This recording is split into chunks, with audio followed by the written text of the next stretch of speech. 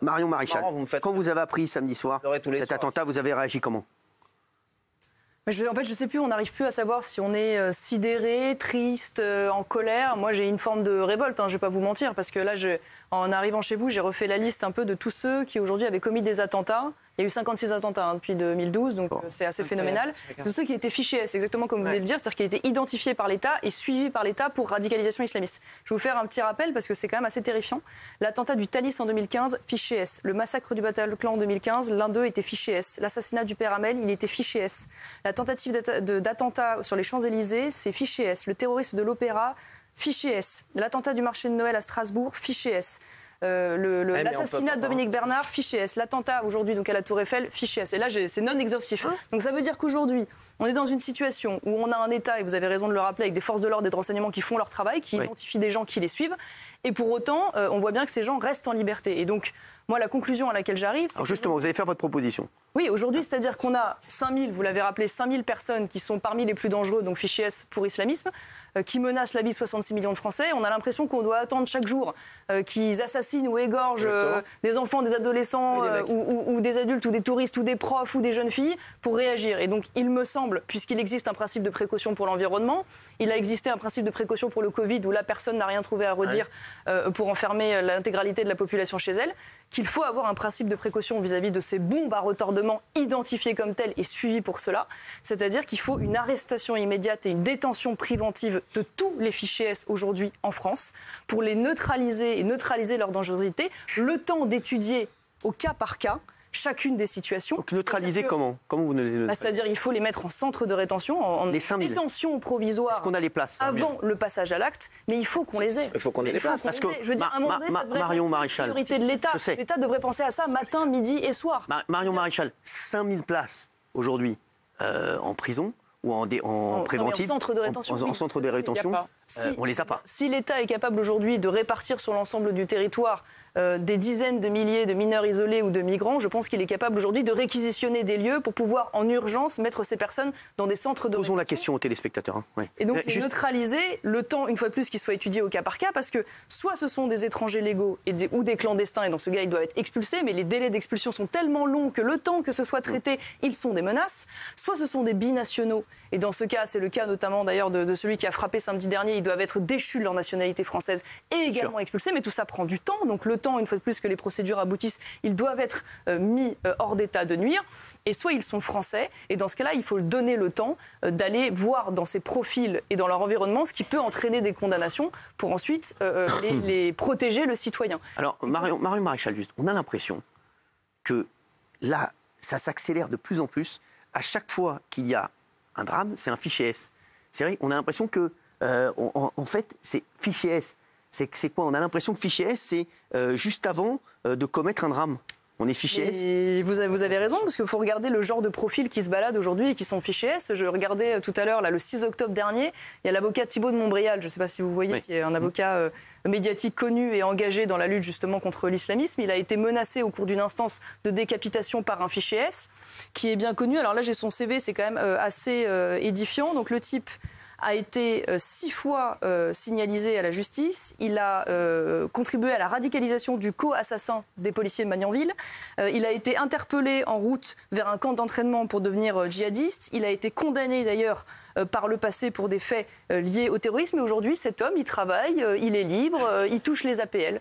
Voilà. Donc voilà le genre de profil aujourd'hui qui est dans la nature. Et donc ce genre de profil ne doit pas être dans la nature, il doit être en détention. La question qu'on pose à nos téléspectateurs et ce que vous proposez, c'est donc tous les fichiers S, donc les 5000 fichiers S, les mettre dans un centre de détention. De rétention, pour une raison très simple, c'est qu'aujourd'hui, vous l'avez rappelé d'ailleurs tout à l'heure, on dit on ne peut pas mettre un policier derrière chacun d'eux. Aujourd'hui, il y a 5000 fichiers S. Aujourd'hui, il y a un peu plus de 4500 personnes de la DGSI, donc qui ne sont pas en mesure matérielle, humaine, de pouvoir suivre 24 heures sur 24 et 7 jours sur 7 ces personnes. Je crois qu'il y a un syndicat, j'ai vu ça dans le Parisien, témoignage de syndicats de policiers qui disait que si on voulait suivre efficacement ces personnes, il faudrait qu'il y ait entre 10 et 12 policiers par personne fichée. Est-ce que vous êtes d'accord ou pas avec la proposition? Oui, non. Débordé, oui, non, s'il vous plaît. Alors, oui, non. Oui, Daniel, oui, Benaïm, non. Non, parce que pour la simple et bonne raison que vous savez que c'est pas faisable, en tout cas en l'état des choses. Non, mais il ne faut pas dire que c'est pas faisable. Il ne faut pas dire que c'est pas faisable. Cette proposition a déjà été faite en 2016. Mais Naïm, arrêtez avec ça, on s'en fout. On s'en fout de ce soit pas constitutionnel.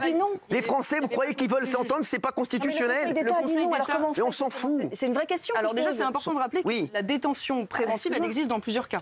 Elle existe dans la rétention de sûreté, après une condamnation. Elle existe, par exemple, dans l'hospitalisation d'office, justement, sur le cas psychiatrique. Elle existe dans l'assignation à résidence. Donc elle existe aujourd'hui, dans un certain nombre de cas, à partir du moment où il y a un contrôle du juge. Et ce que reproche le Conseil d'État à l'époque, c'est dans la proposition qui a été faite qu'il n'y a pas de contrôle du juge. Donc aujourd'hui, on peut le faire. Contrôle du juge des libertés, qui puisse bien sûr, en effet, régulièrement réévaluer la situation. Vous croyez que le jeune Allemand, là, qui est mort, là, samedi soir, on va lui dire le Conseil constitutionnel ne veut pas? Raisonner à droit constant, c'est sûr. Non, mais je vais vous dire. Aujourd'hui, il faut qu'il y ait des choses qui changent. On part du principe qu'il y a des drames qui s'accumulent de semaine en semaine. On a vu fichier S.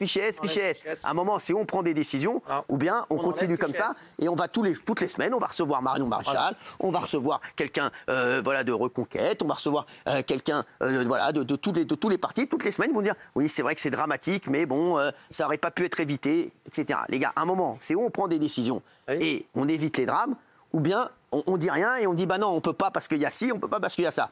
Gilles Verdez, qui a toujours réponse à tout et qui est quand même bah non, mais c'est vrai, vous êtes quand même le grand chachem de l'émission, comme on dit ici.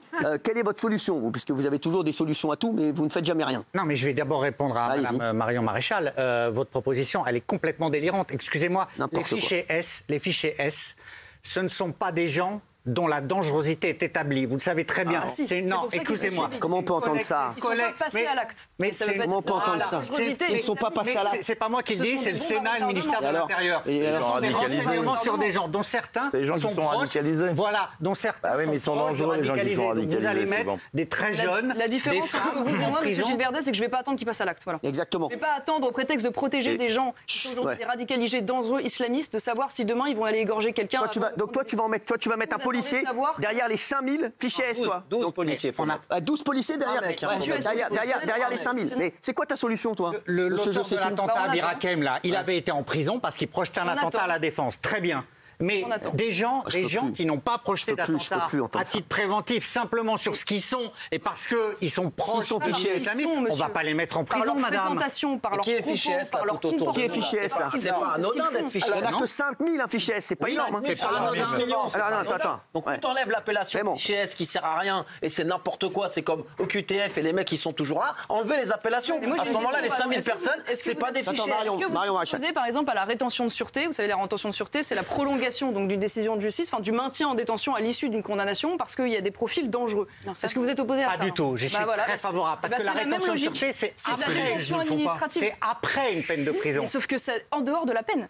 C'est de la détention préventive parce que les personnes restent dangereuses. La condamnation a été faite, ça veut dire qu'on est hors du cadre judiciaire. On est dans la détention. Non, mais s'il vous plaît. C'est la même logique, sauf que là, c'est avant la commission d'un acte, le temps de pouvoir savoir ce qu'on fait d'eux, une fois de plus. Madame, ces gens ont été condamnés. Mais là, vous parlez de mettre en prison des gens qui n'ont potentiellement rien fait. Non, mais qu'est-ce que tu racontes? Qu'est-ce que tu fais, toi, alors? Qu'est-ce que tu fais, toi, le taulier, là? Écoute, moi, je suis pas ministre de l'Intérieur. Moi, je maximise le renseignement. Je fais à fond du renseignement. Et tu vois pas qu'ils sont au top du renseignement, du pas de bêtises. Et je relance ce secteur sinistré qui est la psychiatrie. Parce que Michel, réponds-lui. Qui sont pas Michel va te répondre. Je voudrais dire deux choses qui me semblent importantes. La première, c'est que l'individu dont on parle, il y a 2 ans, les policiers de la DGSI avaient demandé à une juge de pouvoir faire une visite domiciliaire et ça a été refusé par le magistrat. Je suis d'accord avec vous. Donc ça, c'est le premier point. Et le deuxième point, ce qui est très compliqué dans ces affaires-là, c'est qu'il n'y a pas de logistique criminelle. Il y a un couteau, un marteau. Donc même si on fait une visite domiciliaire, qu'on trouve un couteau, un marteau, c'est pas un délit. Vous êtes d'accord avec sa proposition? Tout à fait. Le profil, vous l'avez quand même rappelé tout à l'heure, il y a quand même des signes qui vont au-delà de la détention d'armes. Ça veut dire que c'est quelqu'un qui avait été suivi dans les images et sa mère l'avait signalé. Donc, et l'attentat avait été projeté, c'est-à-dire qu'il en avait parlé il y a un mois. Il y a des gens sur Twitter qui disent, alors c'est dur ce qu'ils disent, il faudrait, parfois on pense à un Guantanamo à la française, mais personne n'aura le courage de le faire. Non mais oui, enfin Guantanamo, c'est-à-dire en fait ils veulent que ces gens soient mis derrière les barreaux, hors d'état de nuire, le temps de savoir ce qu'on fait. On va les mettre derrière les barreaux, ces gens. Et moi je l'entends, mais là on parle de rétention administrative, mais ce qui est sûr, c'est qu'aujourd'hui, à situation exceptionnelle, réponse exceptionnelle, ça veut dire qu'on ne peut pas continuer d'attendre que des gens identifiés comme dangereux, une fois de plus, passent à l'acte. Regardez les profils à chaque fois, parce que cet homme-là avait déjà été condamné en plus par le passé, parce qu'on dit, oui, là, vous me disiez, il n'avait pas été condamné, il a été condamné. Il a fait 6 ans. Et quand on connaît l'état de notre justice, il a dû aller loin, parce qu'avant de faire 6 ans de prison ferme dans notre pays, il faut quand même y aller. Hein. Exactement, 6 ans de prison ferme, c'est beaucoup. Juste, vous êtes pourquoi? Moi, je suis d'accord d'abord pour étudier et les mettre hors d'état de nuire pendant le temps qu'on étudie. Mais je suis aussi d'accord sur certains cas avec un En fait, il y a des gens qui ne se déradicaliseront jamais. Et ce qu'on a très très peu dit, et ce que j'ai lu, mais j'en croyais pas mes yeux, c'est que cette personne qui a été condamnée, là, 4 ans, en 2019, 1 an avant sa libération, il y avait 3 personnes ils étaient obligés d'être 3 pour rentrer dans sa cellule tellement il était dangereux, avec des gilets pare-lames. Il avait menacé d'égorger ses parents à sa sortie. Et ça, c'est quelques mois avant qu'on le laisse sortir. Et on le laisse sortir ensuite. Et il fait ce qu'il a fait. Donc il y a plein de radicalisés qui vont sortir, qui ont fait 5-7 ans de prison dans les années 2015-2016. Mais donc tu es d'accord avec ça? Donc oui, donc ça c'est un premier pas, mais moi j'irais même encore plus loin. Il y en a qu'on ne pourra pas déradicaliser et qui seront des dangers à vie. Celui-ci, il nous a joué pendant quelques temps. Je suis encore en contact avec des radicalisés, mais c'est pour les combattre. C'était du pipeau, donc excusez-moi, il y en a, on ne pourra pas. Mais je suis d'accord avec vous, mais imaginez quand même que l'un des 2 assassins du père Hamel était sous bracelet électronique. Oui, donc on voit bien qu'en fait, il n'y a pas d'autre solution à l'heure actuelle que, en effet, les empêcher de sortir et de se balader librement. Maintenant, moi, je suis d'accord avec vous. Je pense que derrière, parce que là, ce qui est intéressant, c'est quand même qu'on avait de quoi le condamner sur un certain nombre de choses, notamment de l'apologie du terrorisme.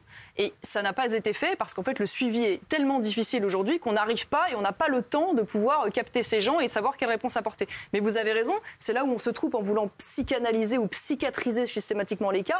Je lisais tout à l'heure d'ailleurs un expert des questions djihadistes, son nom m'échappe, il est professeur à Sciences Po, Micheron, Monsieur Micheron, Hugo Micheron, qui disait attention à la psychiatrisation des cas parce qu'aujourd'hui on est face à une idéologie, on n'est pas face à une maladie mentale. Et on est dans une société où on a du mal à penser le mal. On pense que la personne qui tue, mécaniquement, est un dingue. De fait, il est manifestement déséquilibré, mais je pense que c'est une erreur et on n'aura pas seulement une réponse médicale. Regardez le sondage, on va avoir Jacques Cardos qui fait partie des non, lui, des 6,8% qui disent non, qui ne sont pas d'accord avec votre proposition. 93% de nos téléspectateurs sont d'accord avec la proposition de Marion Maréchal. Alors moi, je vais vous dire, votre Conseil constitutionnel, là, et vos trucs là, et c'est pas possible, et c'est pas possible. On ne parle pas de ça. Les gars, moi j'en ai marre d'entendre des gens ici qui sont des bons suiveurs et qui disent ça c'est pas possible, ça c'est pas possible. Elle n'est pas là pour dire ça ce soir. Elle n'est pas là pour dire c'est pas possible.